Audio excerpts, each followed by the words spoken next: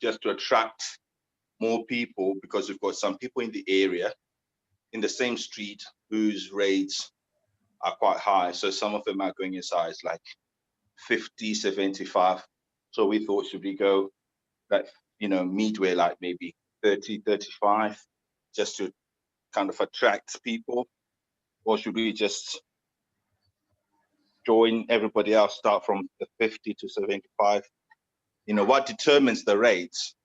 What is it that determines the rate? Is it the demand in the area, or is it how good or nice the actual, rooms are? Okay. Okay. Firstly, congratulations. Super excited for you, man. Thank you. And it's a new strategy for you. You guys are going to do great. Going to do great. Absolutely. So well done. Well done, firstly. Thank you. And then as for the question that you've just asked in terms of what to do first, or what other pointers to look into as your first one, and also how to determine the rates. Okay.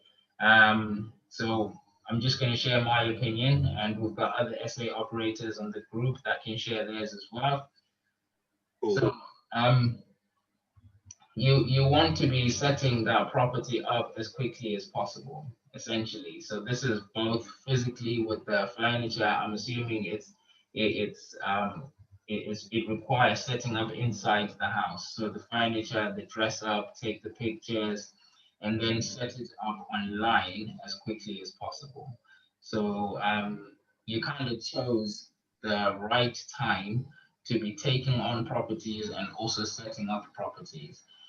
Historically, when it comes to service accommodation, this is like, for the obvious reasons, there's more movement in the summer and less movement in the winter. So this is meant to be the quiet period. Okay. Right. So during the quiet period is the time to take on more properties. It's the time to get things upgraded when you're getting less demand, and Okay. so that when summer starts, you don't start taking properties in summer. You actually capitalize on the entire season, if that makes sense. So you chose the right time. Get it set up as quickly as possible, physically and also online. And then for your next question, in terms of how to determine the pricing, so the pricing first is determined by the market. The market shows when you've just said that you've looked at it, the 50s, the 75s, that's where the market is. So if you are the guest and you're looking online and say that I want to go to Liverpool for a couple of nights, you go on booking.com, you're gonna see listings. You go on Airbnb, you're gonna see listings. And Yeah. um, straight away you're going to see a range of how much it's probably going to be for you to be staying there.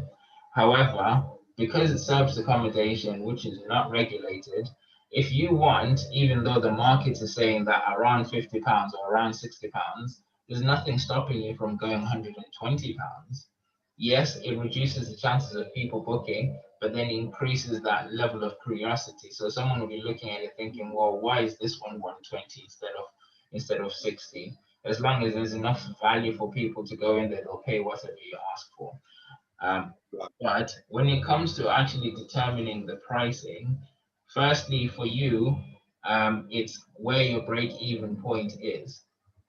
So when you do your initial calculations of how you're going to make money, or how this property is going to be making money for you, you would have known that if I put the rate at £40, that's the lowest I can go to make nothing. Anything lower than that, I'm going to be on minus. Yeah. So you should know at this point what your base nightly rate should be and how far down you can go compared to what the market rate is. And Yeah. then also, if it's in the right location, if it's higher standards than what the other ones are, because you can see the pictures, okay, that's Yeah. what you're competing with. The minimum is meet the standards that you're seeing on the market, and then the next step is stand out by being better. And then you can justify based on that increasing the nightly rate. And also yours is a, did you say 6 or 5 bed? It's a 6 bed. 6 bed, that's a huge house. So if you look at properties that are saying £50, they're probably like 2 or 3 beds. The fact that you've got a 6 bed, you can justify increasing your nightly rates as well. So don't be afraid to test the market and actually go for it. It's easier to have a property at £100 and bring it down to 95 than start off at 50 and then all of a sudden see the demand increase and then try to increase it up to 100. People will be thinking, well, what the hell? Yeah. Awesome. Okay.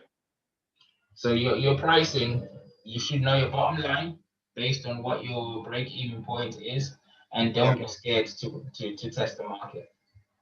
Okay.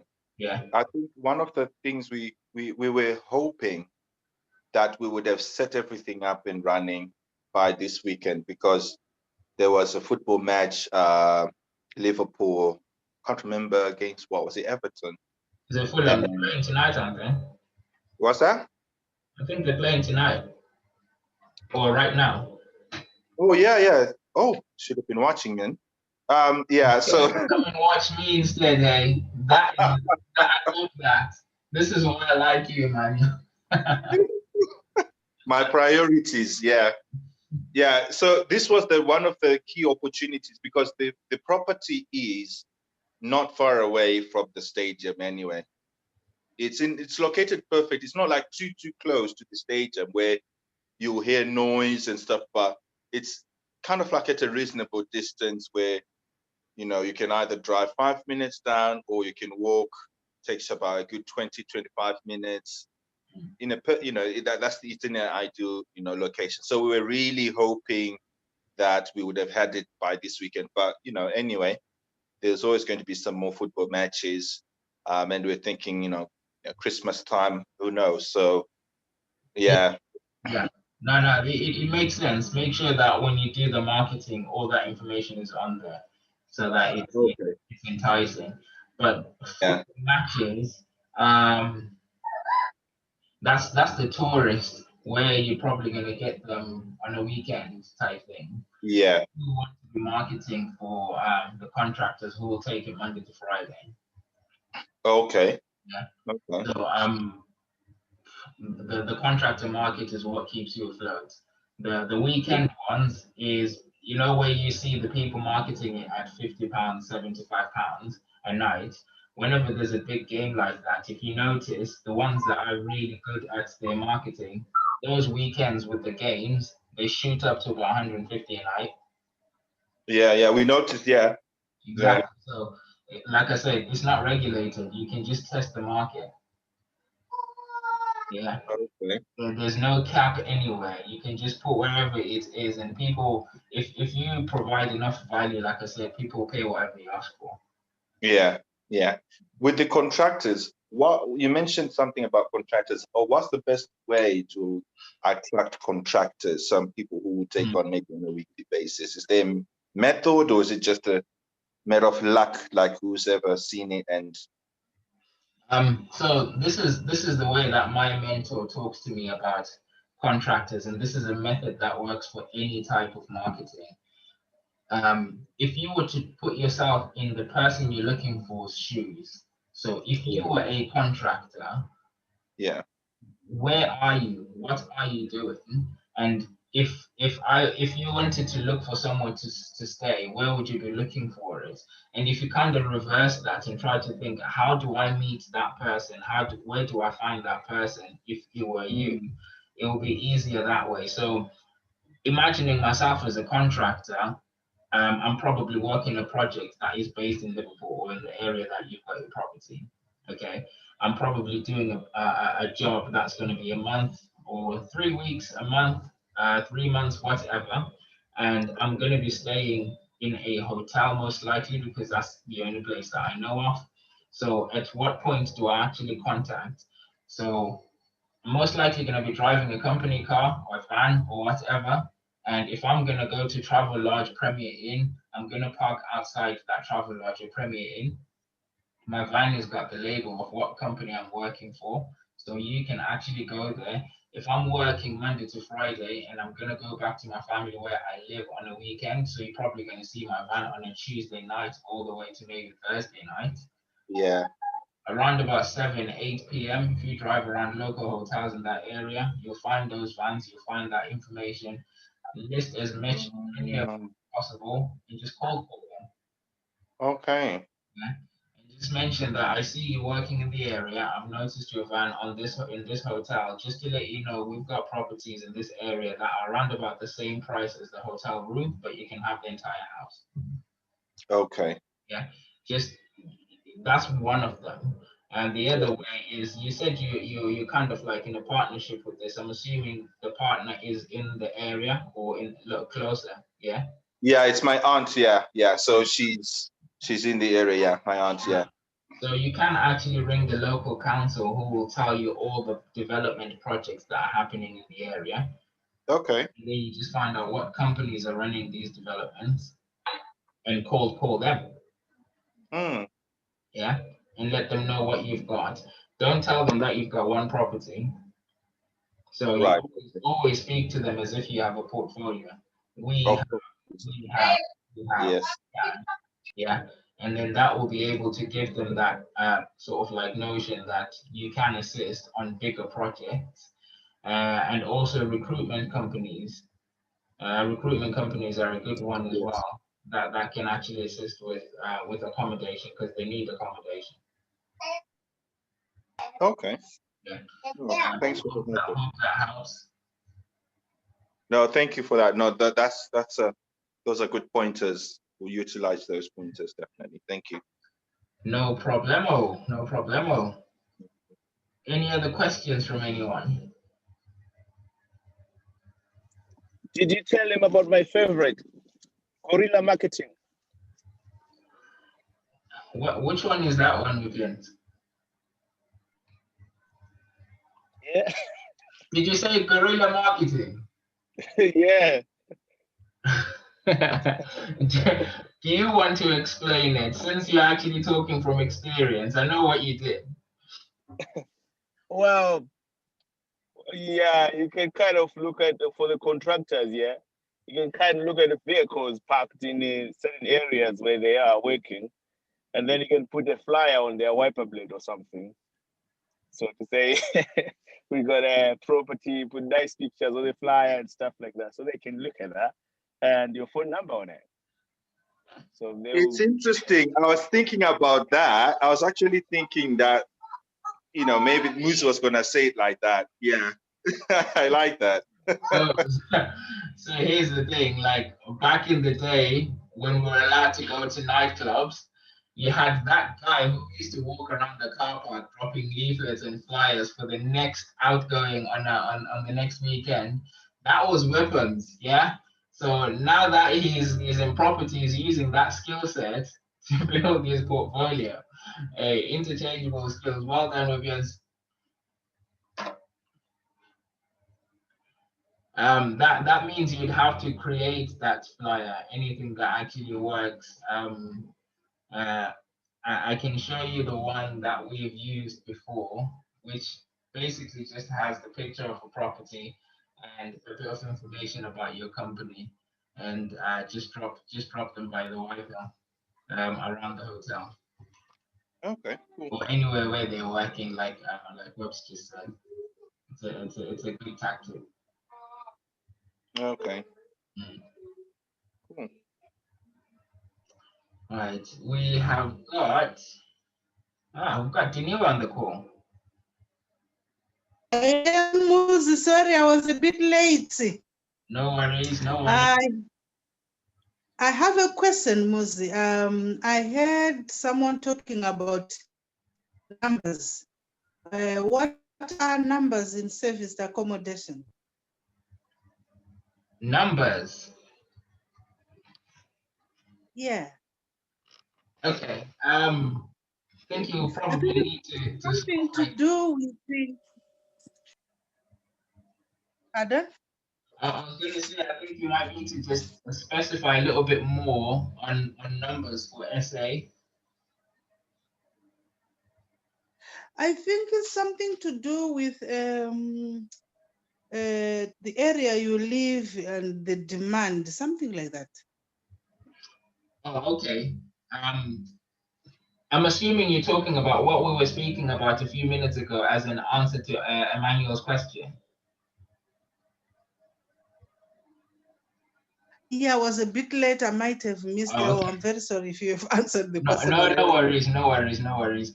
If it's what you are, if it's what I think you're talking about, we're just assessing or talking about how to sort of like assess what the pricing is going to be. So Emmanuel and a partner have managed to secure the first rent to service accommodation. Yay! And he was asking how to do the pricing, as in how do you decide how much to charge on a nightly rate. So those were the numbers. And what I was saying was, firstly, you want to be going online to have a look at what the market is asking for. And the market is what everyone else charging for their properties. And then you have a good idea of a range of this is the worst one, this is the best one, this is around about the average properties in that area, and then look at those averages and look at those properties and see where yours stays. Like, where does yours actually compare? If you look at their pictures, if you look at the orientation of their house. So if the majority of properties are two-bedroom houses and they're being rented out on £50 a night, but yours is a six-bedroom, so you have a bit more justification to increase the price because yours is a lot bigger than theirs. Yeah. Okay. So that's sort of like what we're discussing in terms of those numbers to understand just how to understand what to charge as a nightly rate. And then also I mentioned that to do a basic calculation of how much you need to charge per night to be able to just break even on your profits. Last thing you want to do is actually pay into the deal. You want to, at worst case scenario, just break even and pay nothing to cover your rent, to cover your bills and the cleaning costs. Yeah. Okay, so that's what we're talking Thank you about. very much. That covers that, yeah? Very much, Muzi. Yeah, thank you. No problem, no problem. We also have Mogo who's joined us.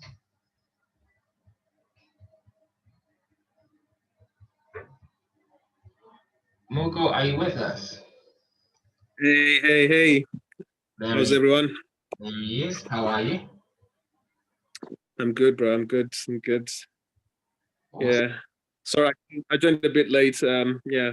No problem. No problem. I was just saying at the start that because we don't have that many people who've joined the call, we can just do like the old-fashioned way that we used to, where we can just discuss the challenges that we've got and see how we can help each other. I also did mention that there is a video that I was sent, which is to do with what changes Airbnb have made and how we as service accommodation hosts can utilize the changes to our benefit. So Airbnb have taken some major steps to protect the hosts. Our experiences in the past year, really, essentially, mainly around 8 months, the online travel agents haven't done much to protect us. So Airbnb are taking a stand and seeing what they can do to change the situation, basically. So this video, I was just going to play to show everyone, and then we can discuss the differences. Okay. We can just discuss the challenges and maybe send the video in the group so everyone can just access it. Yeah. All right. Okay. So has anyone else got any, not just challenges, reasons to celebrate? We actually have Emmanuel, who's just told us that he's picking up his first rent tomorrow, or picking up the keys tomorrow. So any reasons to celebrate? We want to hear them, people. I've got a question on this, obviously on commission. So this is related to booking.com. I know they say that they charge, is it 15% commission booking? Yeah. But I think they're charging me 20% on on my Really? listing. I think so, yeah. And unless my ZJC maths is letting me down. But yeah, I think they're charging me 20% the booking fee. Yeah, Sorry. so I wasn't sure whether it's a change that's recently been introduced or what. Yeah, I think it started like when last month, I think. Yeah. Can I answer? With regards Yes. to booking.com, what they do is you can actually change how much commission you pay. So you can go Right. 15% up to 50% if you want. You ultimately can control how Right. much, but then it changes your visibility.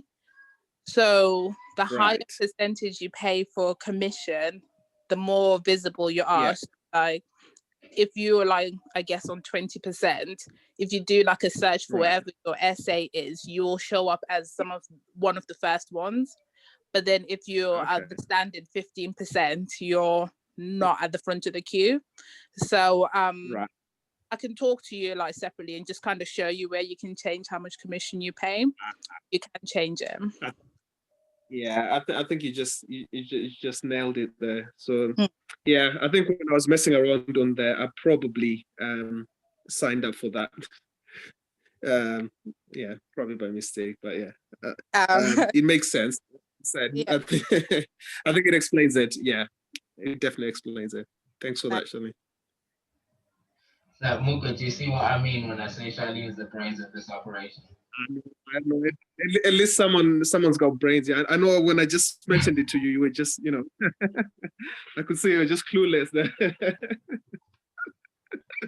Thanks, bro. Good to know you got my back. No. Charlene's got my back, so cool. Thank you, Charlene. Thanks, Charlene. Yeah. Okay, so that was that question, which I think is actually a pretty good point there. When you change the commission, it plays a part in your visibility. I think you had actually quite a few bookings from booking.com, didn't you? Or is this? Yeah, I think all my bookings are booking.com pretty much. Yeah. On this one, on the Coventry one. Yeah, it's pretty much. And I think that's why, yeah, so I seem to be getting a lot of bookings from them. Cool. Okay. Yeah. The other point, just to add to what Charlene said, is obviously, I sign up for pretty much everything on booking.com. So I sign up for their Genius thing. So yeah, again, I think that's why I get a lot of bookings through them. But you just need to be careful, obviously. It plays a part on your revenue as well. So yeah, when you sign up for these things, they take away money. So it's not free. It's not free. Yeah. Understood. So for anyone who's looking for painful experiences on booking.com taking away money, Muka is the person to speak to. Well, I'm not complaining because again, I think it gives you more visibility, but it just means obviously, you have to be all smarter. It's either you sign up for these things and you increase your night rate to cover the shortfall. No, so it's one of those where you have to play with the algorithms to see how it affects your listing. But it is something to consider for people who are maybe not getting in as many bookings. It's a really good point there. It's a really good point that Charlene pointed out as well, and something worth thinking about in terms of what you can do to actually increase your visibility as well. So now, thanks for bringing the question up. And I'm glad Shah was here to be able to explain it because I didn't. What were we going to do? Yeah. About it. No, that's good. You got any other questions, bro? Or any other shares? Well, the other question is Airbnb related. I know you were going to. Have you shared the video yet, or are you going to do that? No, not yet. I was actually just thinking I'll probably share the video on the group and then people can watch it on their own because it's about 48 minutes long. All right, so it's long. Uh-huh. And it's got intricate details. So just as we were talking, I was thinking it probably is best to actually share it on the group because it's one of them where as you watch it, you want to be on your account and try these things out. But we're just gonna drop it here so everyone knows about it. I think it's really, really helpful. Cool. Mm-hmm. But yeah, you can bring up the Airbnb one and then we'll just sort of like quickly summarize it if that's something you can help with. Yeah. Yeah, because the Airbnb one is related to a new booking I received. I think it's from I don't know, someone from outside the UK, so probably Turkey or somewhere. But the guest doesn't have any reviews. So it's like a new sign up. So someone who signed up in December and then they booked.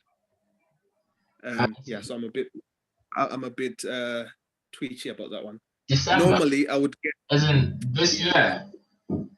Yeah, this year. Oh. So they signed on booking this year, and yeah, so they don't have any reviews, and they've booked for like a month. Okay. And they say that they are contractors. It's for them coming to work. But yeah, I'm just a bit twitchy because normally you would get it's one way. It's not an automatic. It shouldn't be a not automatic confirmed booking, but this time Booking.com just send it through as a confirmed one. Yeah. So okay. If it's covered on their new whatever guarantees they provide now. I'm with you. Okay, so I'm just gonna. There's gonna be far much more information in the video when I do share it. But I'm just gonna let you know that that's actually one of the topics. Okay, so they've set up parameters, and one of those parameters are the reviews, and the other one is when the guest actually signs themselves up, and then they've got a risk factor where as soon as they book, they will show you that this one is a high risk, medium risk, a low risk, based on the amount of reviews they have and also what reviews they've had from the previous hosts. And you know, all this information that we now share, whenever we have a bad guest and we tell Airbnb that this is what's happened, previously, that information was never shared with anyone else. That just stayed with Airbnb. But now, whenever that information is shared, if they book another property, their risk level increases. And if you want to inquire with Airbnb why their risk factor is high, they can actually tell you that this person has had the problem with the previous host. Whereas now they don't. They don't tell you any of that. You just find out the hard way. Okay. So also the flexibility of us being able to cancel a booking as hosts has been drastically opened, because you know, like how before, if you were to cancel, you have to bring in a massive scroll of justifications, otherwise you get charged. Now, if you have an inkling, just like now with what you've just said, the booking is a month booking, which is fantastic, but there's no reviews, and also this person signed up a couple of days ago, that is enough justification for you to say, you know what, I'm really worried about this, and I'd like to cancel based on these reasons. And now Airbnb are actually open to let you cancel for free. Okay. So that's part of what they actually share in that video as well. I mean, it's going to come up. They will show you where to go and how to do it. Because if you're anything like me, I always struggle. You would think that the first time I ring Airbnb, I will save their number. I don't. I always have to Google their customer number, and I always struggle to actually try to get a hold of them. But you can now do it on the portal. On their portal. These are features that are coming for January. I think they're going to set them up in the next couple of weeks. So 2021 is going to be slightly different to the way that they run things, which is what they're kind of using as one of the justifications for increasing their commission. In case you hadn't realized that they are going to be increasing the commission, whereas they were charging the commission to the guest about 15% and 3% to us. Now we're going to be charged 15%, just like what Booking.com actually does. Yeah. Cool. Mm-hmm. So okay, I'll have a video and see what it says. All right. But anyway, besides what Airbnb are doing, how would you approach this one? Is it one where you just say, yeah, cancel it, or no? I can go back more information from the guests, but yeah. That would be my route. I would verify it myself based on my conversation with the guest. They've booked now, which means you've got all their contact details. I would actually speak to them. So who exactly are you working for and what are the projects? Not necessarily as an interrogation or an interview, just a general chit chat, and see if you can sense anything that doesn't sit right. Okay. And if it still doesn't sit right in your gut, you've got all the justification to cancel. But I know you and me are thinking now, that's a month booking. You know, I know. the information that they're saying is right. Not only are you covered for Christmas, also this is a contractor. Contractors know contractors, and contractors come back. So you want to keep that relationship as well. So it's worth the risk of finding out a little bit more rather than just cancel straight away. Cool. And if it still doesn't sit right with your gut, pass them over to me. I'll take them. I know you take it.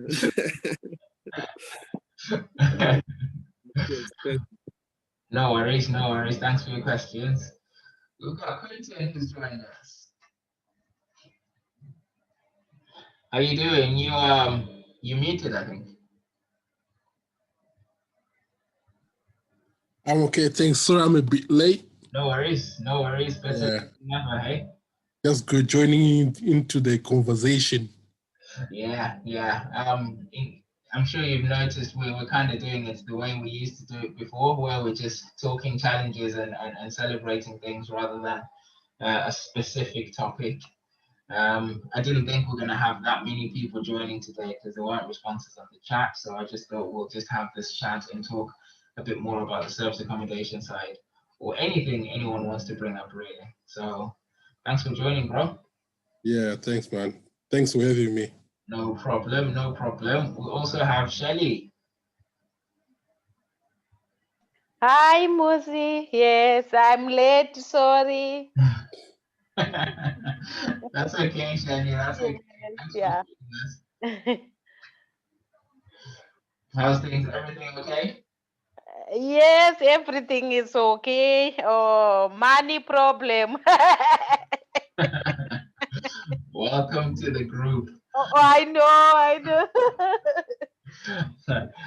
Now, hopefully everything will be fine and very soon we'll all be millionaires, hey? Oh, good. Okay, so has anyone else got any shares, any successes that they want to share, any challenges that they need help with, anything you can think of? Feel free to share, guys.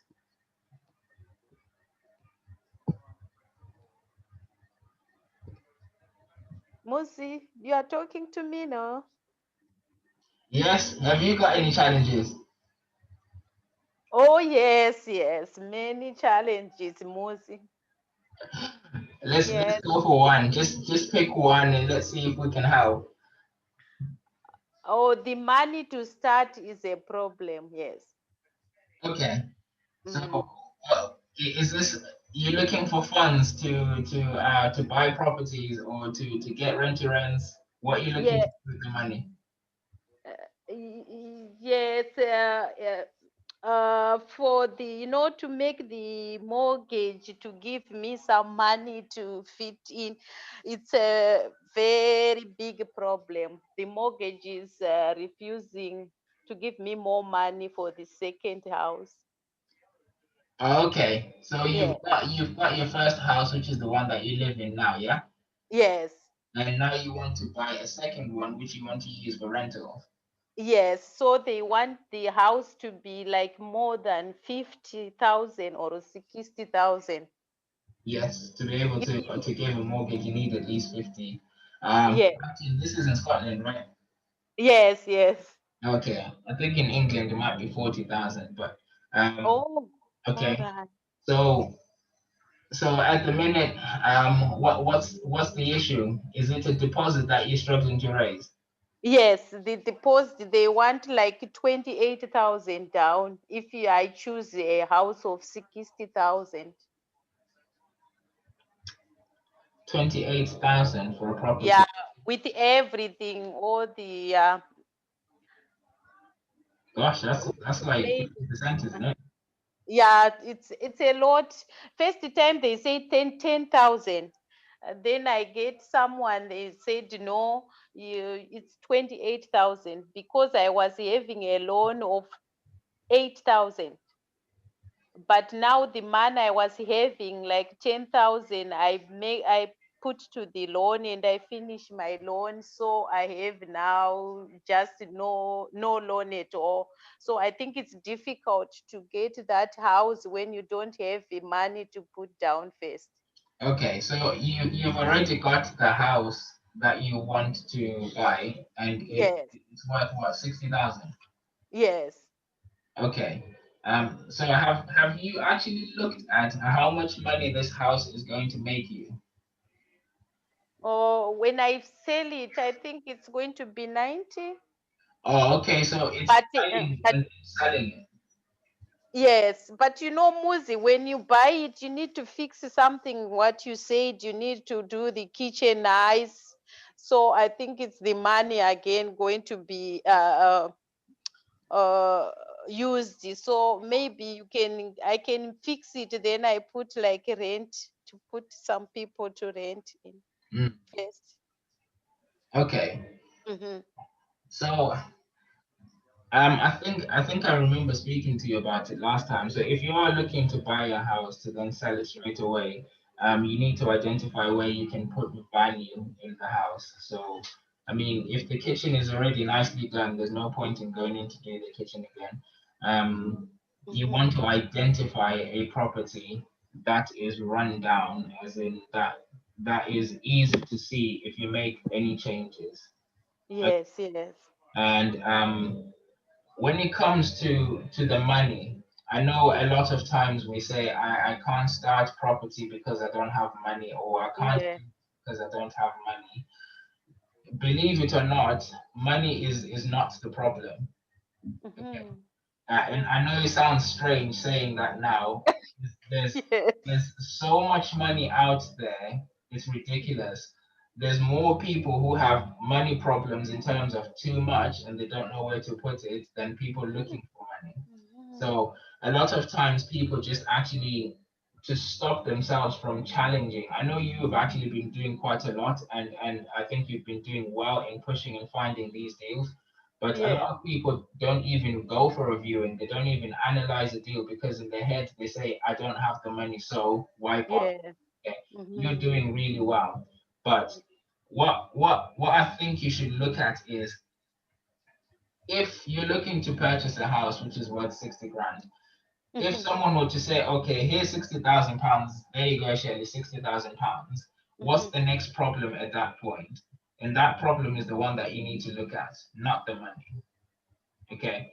So if Yes. you get the property for 60,000 pounds now, how confident are you that you can sell it for 90? And yeah. Yeah. So Yes. if you look at the deal itself, so find the Yeah. property, find out how much it would cost to do it up, and find out how much it will be worth after you do it up. And Yes. if all those details, all that information is absolutely correct to the Yeah. best of your ability, then bring that as the deal, okay? And say, Yes. guys, I've got this deal. This is how Mm-hmm. much money we need to put in. This is how much money we'll get out of it. And that's what you show, and the money will come to you. All right. Okay. Okay. Okay. But if you come with the money up front saying that there's a project that I need to work on, I'm looking for money, not many people will be interested in talking to you. Yes. Yeah. Yeah. That's why you remember. That's why I said, oh, the trust is very difficult. The Yeah, people with money to trust you, are you going to give me back the money? exactly. Now, Yeah. in many Yeah. cases, if you bring the deal and the person will be seeing the deal before Shelly, so show the deal first, guys, this is what we've got. And then they'll verify that deal. They will ask loads of questions about that deal. And if it ticks their boxes, the trust element will come a little bit later. Just bring the deals Yes. and people Yes. will be willing to work with you. Even in this community, the Zim property investors, there's people here. They told me not to mention their names, but there's people here that have money and not sure what to do with it. So just bring the deal, offer what it is that you think you can offer them. So if I've got the 60,000 that you're looking for, what Yes. out of it? I know it's good to know that you've got a deal and you bought a property and we can celebrate. Well done for getting the property, but what do I get from it? Okay. And then you can just highlight that. Guys, I've got this deal and I'm looking for £35,000 and I'm offering 6% return. I'm offering 10% return. I'm offering X amount. And then at that point, things will turn around. People will actually start wanting to give you the money. Still asking for money, but it's just a different way of asking for money. You're showing what's beneficial for them rather than you. All right. Yeah. Okay. Yeah. Oh, thank you, Mozi. Yes, I'm going to start again. No worries, no worries. Yes. Yeah. All right. Now, well done, well done. Oh, good. Have you got any other questions? A moment, Muzi. I was gonna ask Shelly if she has tried to remortgage a current property. Yes. Yes. I wanted to remortgage it, but they said they give me 32,000. And you need So 28. yeah, because the one of the investor is it Tampo gave me he said you need 28,000 with everything. And if you remortgage yours, you'll get 32. Yes, because I have 62,000 already balance. Okay. So with Quinton's question, is it possible that you could remortgage, pull the 32 out and use it to purchase the next property? Yes, but they would want me to get a property from 50,000. Because I wanted to buy one of them, it was 40,000. Then they said, no, we give you when you you find something like 50,000 or 60. Okay. Mhm. Okay. How many banks have you spoken to? Only one. Only one. Yeah. Have you tried going through a broker, No. a mortgage broker? Yeah, I think that's a valid point. I was going to say you might be talking to the wrong people, Shelly. I talked with one of my mortgage advisor with Halifax. Then one Tampo gave me one, and I talked with that one. The one I get from Tampo said 28,000. My own one from Halifax said 15,000. Okay. Mm-hmm. So I think it's a good thing that you pointed this out, and I'm just going to share this as well with everyone else. Yes. Shirley, thank you very much for sharing all this information, by the way, because it's really helpful to people.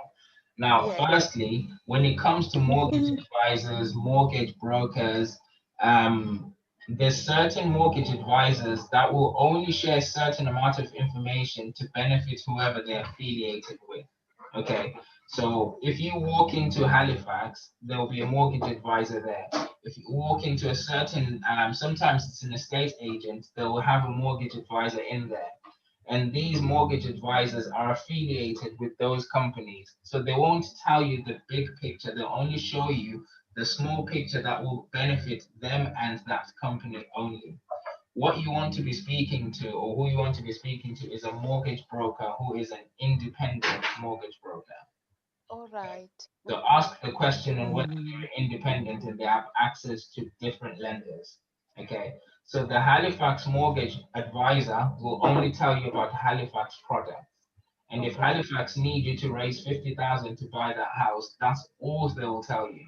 They won't tell you that there's another lender who would be happy to let you have the property if you raise £3,000. They won't tell you that because they don't benefit from it. Okay.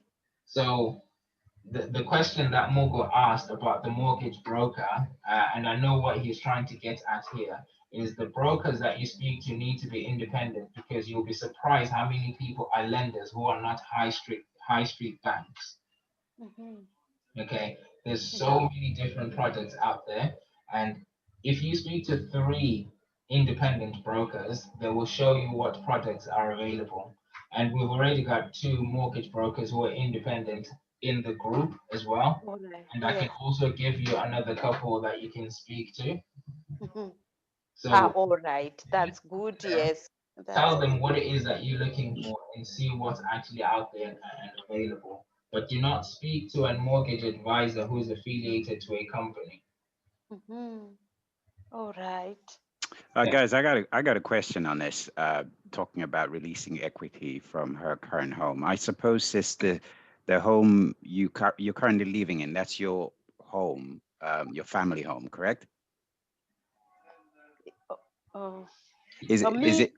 Yeah, it's your home that you're living in with your family right now.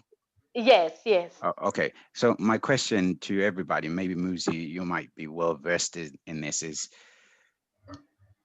if she, assuming she does release equity on her home and places it as an investment in this new home, doesn't that make the current home the security on the new debt? And how much, how can she protect the exposure on a home that she has as a family home?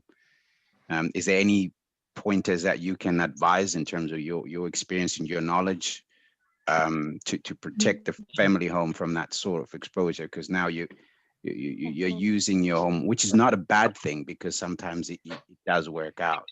But in some instances, sometimes there are risks in doing that. And I don't know whether in your world, you guys being more experienced than we are, whether you can highlight how you can protect yourself from exposure to the home that you live in.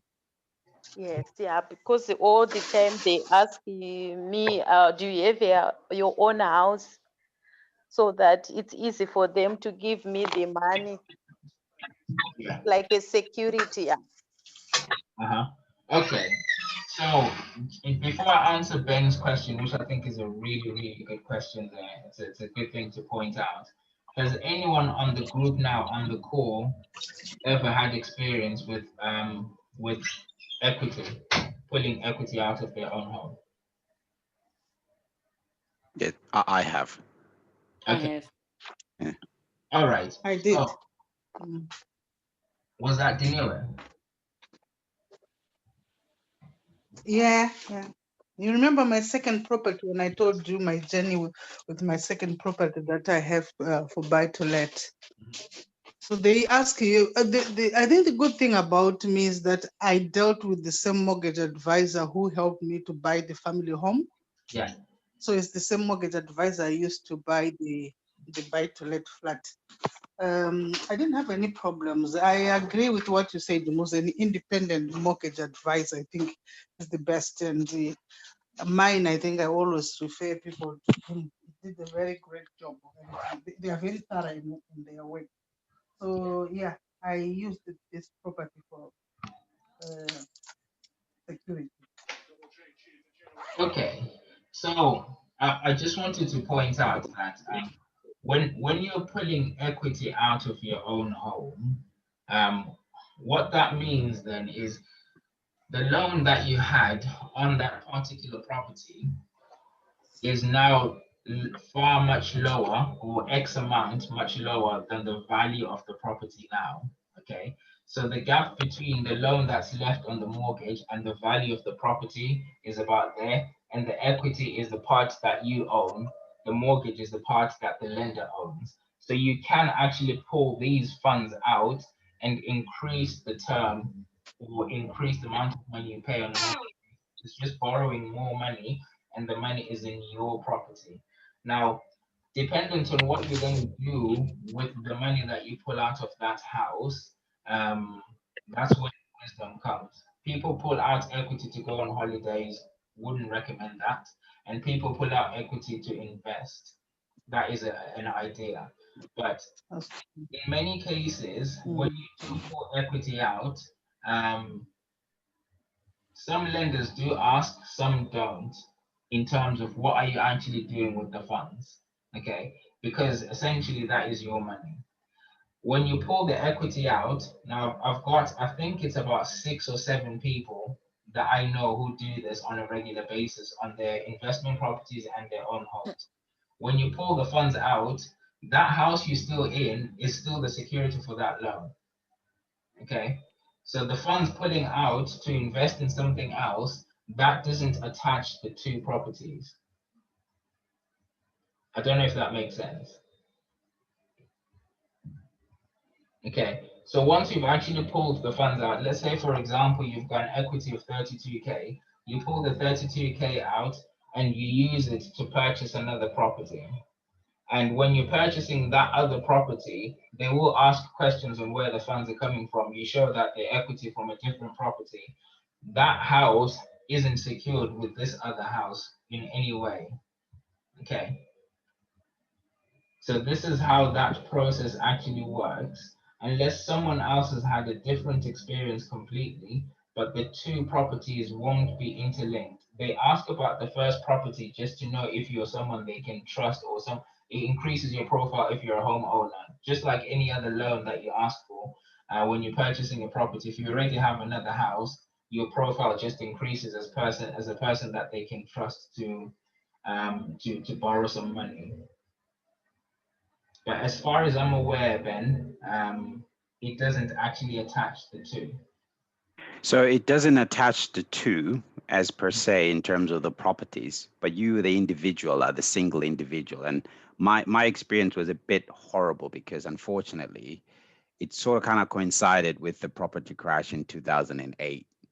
And I eventually ended up in a situation where I had negative equity, and I'd taken out a second mortgage on the house. And I eventually had to hold on probably to that property a lot longer than I desired to, because the investment that I made also went horribly wrong. And I'm not saying that this is going to be the case, Shaylee. I'm just saying my individual experience was just unique to me in that I was just unfortunate at that time. Yeah. That it kind of coincided with the property crash pretty much, I think, world over. And so it just didn't turn out very well. But I was being treated as a single individual, though both loans were not necessarily attached, but the debt is mine as an individual. Yeah. So that's what I was trying to clarify, whether there's anything now, because I haven't been into direct investments in property for a very long time. And so I'm just trying to sort of kind of creep myself back into it and trying to learn from most of you guys that have been doing this for quite a while now. And so my question was more around, since that, over the last few years, are there any securities that anyone can actually put in place to safeguard against, anything going the other way? Oh, if the investment doesn't turn out very well, is there, I don't know, I wouldn't say insurance is necessarily per se, but is there any tact that you can employ in terms of releasing equity from a home that you live in, investing it elsewhere? And if that investment doesn't go so well, how do you protect yourself from a situation where eventually you're not risking almost losing your own home that you live in? Yeah, I hear you. And if Ben owns property 1 and pulls equity out to buy property too. And if things go really wrong with property too, and Ben owns property too as well, yes, you can be pushed to find out in terms of all your assets. Whoever the lender is on property too will want to really sort of like regain all their money back. So they'll be chasing Ben for all of that, the assets that Ben has in Ben's name. So what other people do is Ben buys a property that he lives in, pulls equity out, and purchases a property in Ben Limited, and then it kind Okay. of because they're now two entities. You may be the director or you may be one of the directors, but then it doesn't actually attach the two. That's one of the things that other people do. But mortgage brokers also have different insurance policies that they can actually suggest that they work with, that they use for that. They're a little bit more expensive, but then if you're gonna have an event like what you did in 2008, some of them as expensive as they are, they may be worth actually following up. So it's a really good point that you can actually ask whoever the broker is that you're working with to see if that's something that they can help with and what products they have that can assist with that. No, thank you. That's very useful. I think separating it to the business is not the owner and the owner is not the business. I think that, yeah, that's a good, thank you very much for that. It gives me quite a lot of clarity in terms of my thought processes. Thanks. No worries, no worries. Thank you. No problem, Shelly. Hope that's Yes. helpful. And I know what my memory is like, Shelly. So after the call, please drop me a message to remind me to give you the brokers that we work with. All right. Okay, I do. Yes. Awesome. Okay. So has anyone else got any other questions that we want to touch on? I think I was just going to say probably in view of what Ben was saying, we can't really overemphasize the importance of due diligence when you're looking at these purchasing properties. Just making sure that you've gone over the numbers again and again and again, or you've spoken to somebody who's very experienced in purchasing properties, or you've actually got somebody to come and have a look with you to make sure that everything is all right before you actually start making any move on it. And education, I think, is also very important, that if you're going into a new field that that is quite new to you. I know that the courses on property investments are quite expensive, but I think because we are dealing with a lot of money, which you have worked hard for, or as we said, you're putting your own home at risk. I think it's extremely important that we get educated before we start putting our feet into property investments or into any business for that matter. I don't know, I can't overemphasize that, how important that is. Absolutely. That's good. Yeah, it's very important. Yeah, the education, because sometimes I am afraid if I get in there, I borrow the money, I start my business, but the education is nothing, or I'm going to be in trouble. Now, thank you so much for sharing that, Yeah. Paulina. That was really, really good. Because there's so many people out there who are even the mortgage brokers, solicitors, they might actually know that you're getting into trouble, but they might not say it because they want the commission that is coming with the purchase that you're doing. So if you're not educated in what you're getting yourself into, you are getting yourself into, you end up getting into deep trouble, so much that you never want to go back into property investment again. Yeah. Oh, thank you. Thank you.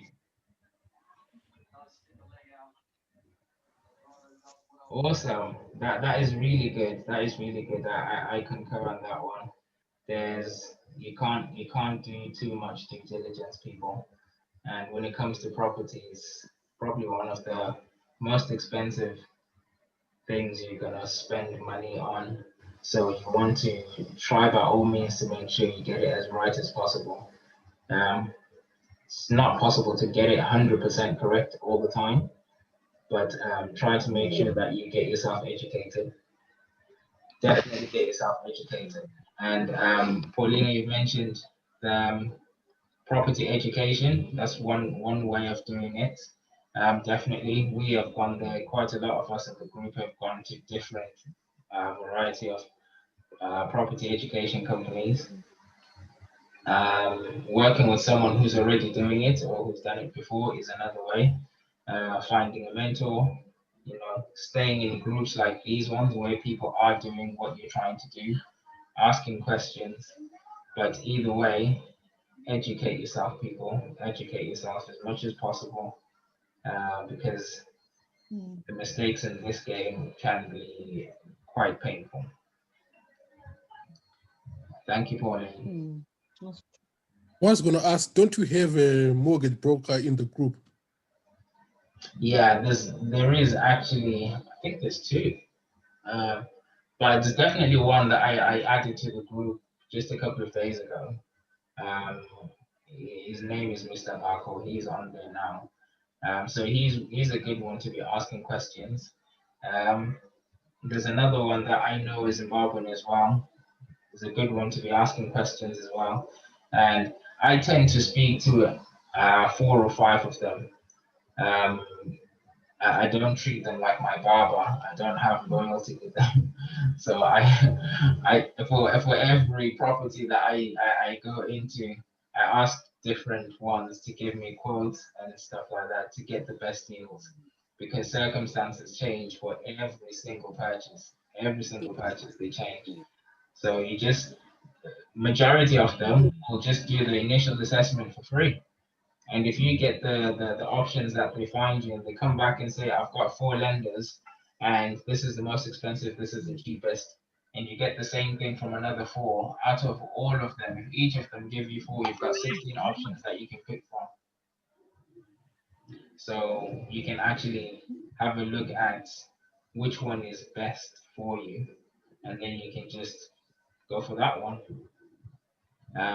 It also gives you the opportunity to look at what the brokers are charging you, because it's not just what the lender offers. It's good to have a lender who wants to work with you, yes. However, you also want to look at how much you're paying the broker, because the brokers themselves have different charges. So speaking to 3, 4 different ones can give you a good idea of which one to go for. I would recommend that. Will they be willing to come and have a talk on here, do you I'm think, Mercy? still trying to, yeah, I'm trying to get a broker to come and speak to us. I'm trying to get an accountant, property accountant, who can tell us about property tax to come and speak to us as well. So we're working on that in the background, but definitely a broker is one of the really important ones. We definitely want to get them on here. The 2 that I've spoken to are good brokers. They say that they're not necessarily good presenters. They're not comfortable speaking in public. So they said, we're happy for you to send people to ask us questions, but not necessarily do presentations. So I will find someone. I will find someone. We're working on it. Musi, everyone, the brokers, most of them, did they know about Scotland or only England? See, because I've only ever asked them questions about England, I don't actually know if they know about Scotland, and I guess we won't find out until we're asked. But I know, obviously, Tower and Google recently purchased 2 properties. Yes. A broker that they know, so it will be another one that you can speak to. But I'm pretty sure if it's a broker in England, it would be wise for them to know about Wales, about Scotland. So I'm pretty confident that they'll be able to tell you what you need to know. Okay, thank you. No problem. No problem. Okay, so for those that can actually see on their chat as well, as you can, I've actually already posted the link that I was talking about for the Airbnb. So for the service accommodation host in the group, take your time to have a look at that link and actually just listen into what they have to say. I think it's quite, it's going to be very useful to you guys. I can't say it. Feel free to just come and ask. I can't see it, Mazi. Have you posted it already on the chat? Not on the Zoom chat. I'm talking about the WhatsApp group chat. Oh, okay. Okay. Thank you. Yeah. Okay. Yeah, it's on there. It's on there. So I actually got this from Munya. He is also a service accommodation provider in Southampton. He's the one who's just actually responded on there saying great webinar. He's the one who sent it to me. So Okay. for anyone who has any questions, just to make you aware that I'm not the only one in this game. You can speak to other different people and check what other people's opinions are.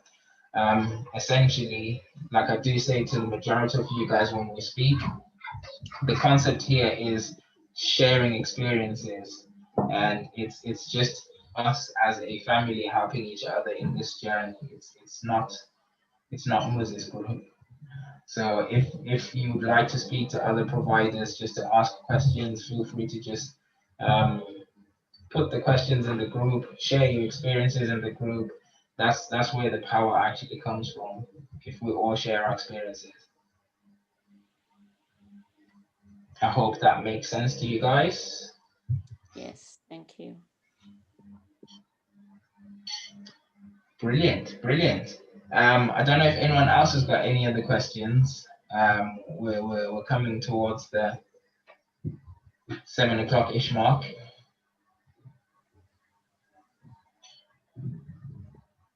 Or are we all good? I was just wondering whether anybody who is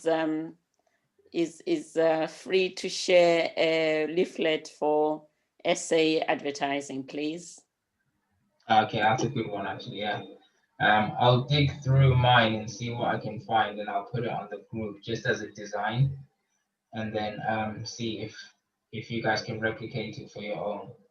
Yeah. Yeah. Is it advisable to for the sake of saving paper and money to put essay advertising one side and looking for properties on the other side? That's a good point. It's a good point. I don't know. You could do. You could do. I mean, when you drop the leaflet on the contractor's van, ideally what you want for them is to come into your property. But you never know. They could be looking to sell their house as well. So why not? Why not? I'll be honest with you. When I did it, this was late last year. Yeah. Initially, it was, let's go around dropping these leaflets out there, and the next day I would come back and find the leaflets on the floor in the car parks. I just go around picking them up again. So so it wasn't all right. It did work for some because there's a couple of people that did call us based on them. Yeah. But because of that, with I'm not saying it's not going to work. It's just the fact that the cost of having to get them printed, all that. Yeah. We could just take the numbers off the vans and call them. All right. It's much better, is it? Yeah, if they're not interested, you're not losing a leaflet or you're not worried about printing something off. They'll just tell you over the phone that they're not interested. Yeah. But it becomes different if the other side of the leaflet or the flyer also has information about you being able to buy property. So I'm not discouraging anyone from using flyers. They have worked. I stopped using them because I kept finding them on the floor. Okay. Oh, okay. But I'll dig up the template that I used before and see if that's something that you guys can find useful. Yeah. Okay, Quentin, you were gonna say something. Oh yeah, thanks, Muzi. I was going to ask, like, how do you find out the true value of a property? Good question. Very good question. It's one of those days that I wish Tab was here, because Tab was like Tabo, where is Tabo? Somebody call Tabo to jump in. that was like the king of due diligence. But okay, so essentially the true value of a property is based on the market, and the market is based on what people think, essentially, unfortunately. So you'll never get it 100% correct, but then you'll get a good range. Okay, so I'm looking for a 2-bedroom house on this street, and I want to know if the property that I'm viewing is worth what the person is asking for. So we've been talking for a long time now about the fact that asking price and market value are two completely different things, completely. So we have different websites that can help. I think Tabo uses one called Property Data, and there's also one called Mouse Price. They give you guidelines. It's not accurate, but it gives you a little bit of a guideline. And then also looking at what other properties have sold in the area, the most recent ones, the closest ones, and the ones that are most close in orientation to the one that you're looking at. So it's pointless viewing a 2-bedroom house and trying to use the valuation of a 5-bed, even if it's next door. They're two completely different properties. So you're looking for almost exactly the same one in that area, as close as possible. And like I said, it's only guidelines when you use these websites. It's just guidelines, because if you know your area, you will know that there's some streets where this street has got really cheap properties, and the street opposite has got really expensive properties. And when you go on places like Rightmove, you've got the option of this area only, and the next option is a quarter of a mile. Sometimes you look at a quarter of a mile to do this comparable. However, a quarter of a mile is a completely different world. So you've got one street with 150 on average, and the next street is talking 300. And you look at a quarter of a mile and thinking this property is probably worth about 200 grand, but you're completely wrong. So it's worth being close to the area, using the website as a guideline, and using the sold prices as also a guideline. But it's difficult to be 100% positive. This is something even surveyors struggle with. So we won't have an accurate number, but you can do that due diligence to be as close as possible to this value. So if asking price is 150 grand, but all these guidelines are telling you it's about 100, that difference is too massive. And then you can go back and challenge and say, this is what I'm offering based on what I'm seeing. Not sure if that helps. Yeah, that helps. So you said, like, I need to look at like what sold previously within probably a quarter of a mile, or less if possible. So yeah. if you got sold in that area for that exact type of property, then you're a lot closer. Okay, yeah. What about like if something sold in January, but I'm looking at the property in December, like this year? Does the time affect the price of the property? Absolutely, absolutely. Especially now, prices have actually drastically shot up, as you're aware. So Yeah. property that you were looking at back in June now has gone up even more because the property price is increasing. So which is why, again, these numbers that you see online will be a guideline. Okay. So you're just looking at it as a guideline. You know the property prices increased from January to December, and by looking at what the average increase is, it will determine whether the asking price is too much, or asking price is general, or asking price is actually below market value. Just having a look at those general numbers gives you a guideline. It doesn't say this is exactly what it should be.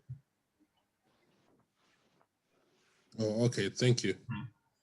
No problem. We've got Sissy who's just joined us. Hello.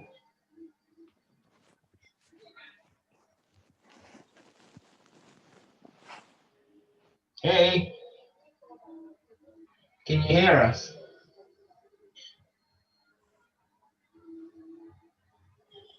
I was going to put her on the spot because she's a deal sourcer as well. We can tell you about how she does her due diligence. I don't know if she's worked it out. That's why she's not responding. I know you can hear us. Okay, is there any other questions from anybody? Where does she deal source from? See, it's not responding. Come on. It's your own business, Crescencia. Sis Manjo, can you hear us?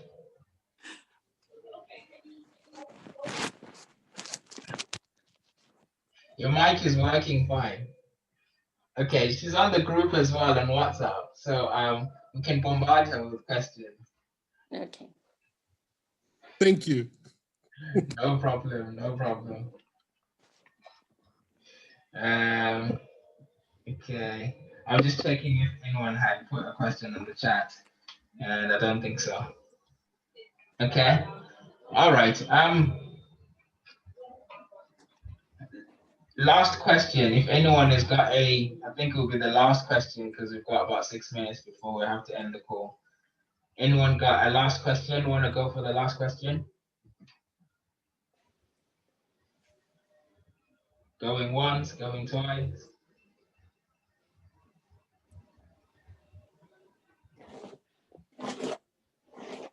Super. Okay. There are no questions. All right. I think everyone has actually got the power to unmute themselves if you want to. Thank you very much, guys, for joining. And thank you so much for the questions. Thank you for the continued support. We really, really appreciate it, guys. Thank you. Thank you. Thanks, Mercy. Take care. Bye-bye. Bye, everyone. Bye, Shirley. Good luck. Bye. Yes. Asante sana. Bye. Bye. Cheers, guys.